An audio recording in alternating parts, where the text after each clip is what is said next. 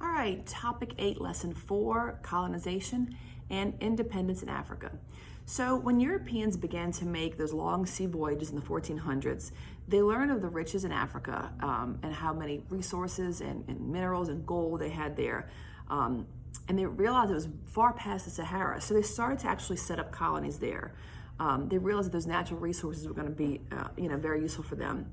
So European power took control of and transformed most of Africa. So that's why we have those, on that map we talked about the colonies, or the countries are made like that because of the European colonies.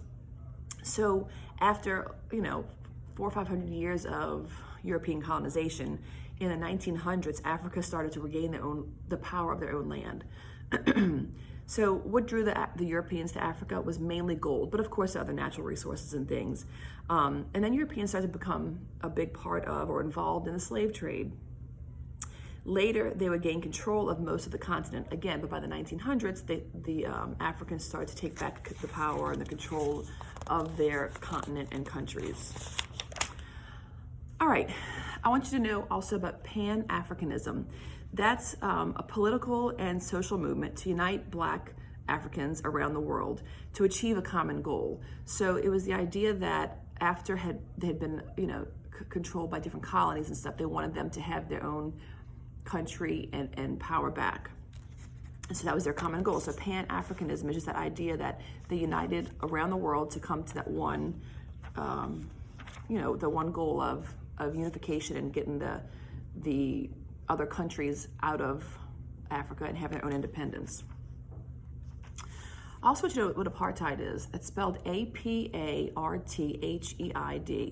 So apartheid is just laws that limit where Black people could live, work, travel, go to school, and receive even medical care.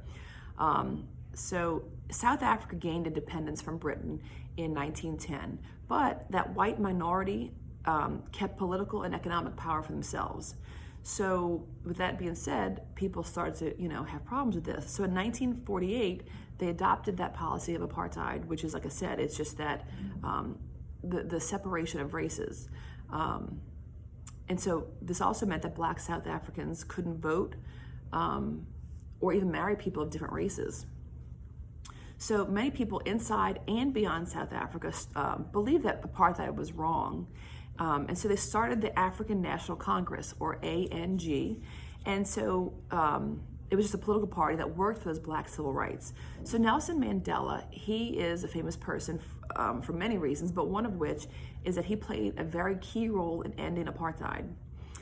He was an ANC leader who was sent to jail in 1962 because of his role in trying to fight for the power or the rights of the Black people in Africa. And so he continued to protest even from prison, so it didn't stop him by going to prison. So later, almost 30 years later, no more than that, almost 40 years later, South Africa's president realized that apartheid was destroying South Africa. And so in 1990, he released Mandela from prison and agreed to end that policy of apartheid.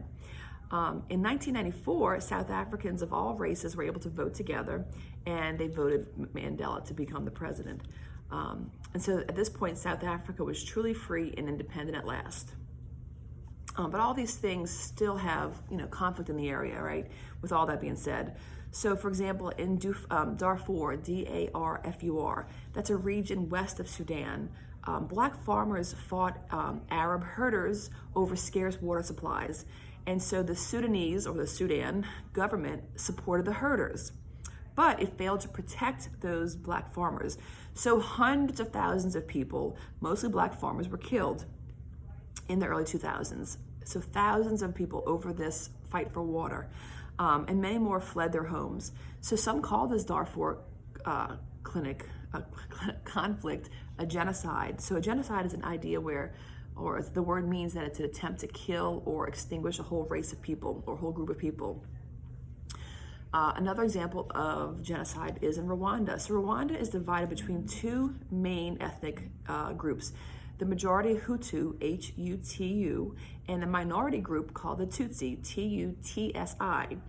So a long time ago, before they were even colonized by the European country of Belgium, the Tutsi ruled the Hutu.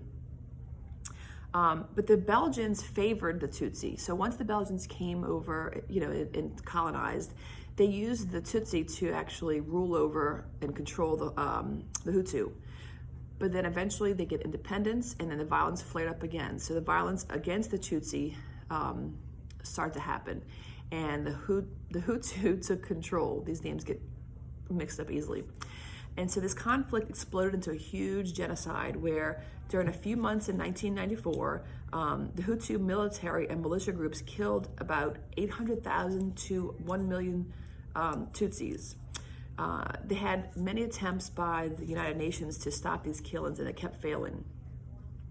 And these fights happened for a long period of time. They finally stopped when the Tutsi once again came to power. So this is just an important thing to know, that genocides do exist still today and in our modern times. And so we're going to watch that show called Sometimes in April to give you an idea of what happened. You also have the Arab Spring. That's important to know. So long after gaining independence, many African countries had governments that were not democratic. So in 2010, a movement for more democracy that came to be known as the Arab Spring began in Tunisia. So it was a big revolt at the time. And this movement soon spread to many other North African countries and Southwest Asian countries also, where it had mixed results. So we're going to talk more about that in class also. One more thing. So in Egypt, the president Hosni, which is Hosni, Mubarak, Mubarak, he led an often very corrupt and tightly run dictatorship for 30 years. And with those protests of the Arab Springs, getting bigger and bigger, it actually forced him to resign in 2011. So these revolts were trying to fight for democracy, but also making the governments non-religious, because a lot of these governments would have, the religion rule the government, and so the religious rules would have to be followed no matter what religion you were. That the idea that, like for example, Islamism is another word that's a vocab word in here. That's the belief that government and society should reflect Islamic law. But if you're not of that religion, that's not going to be important to you. So that's what these protests were also concerning. All right, that's it for lesson 4.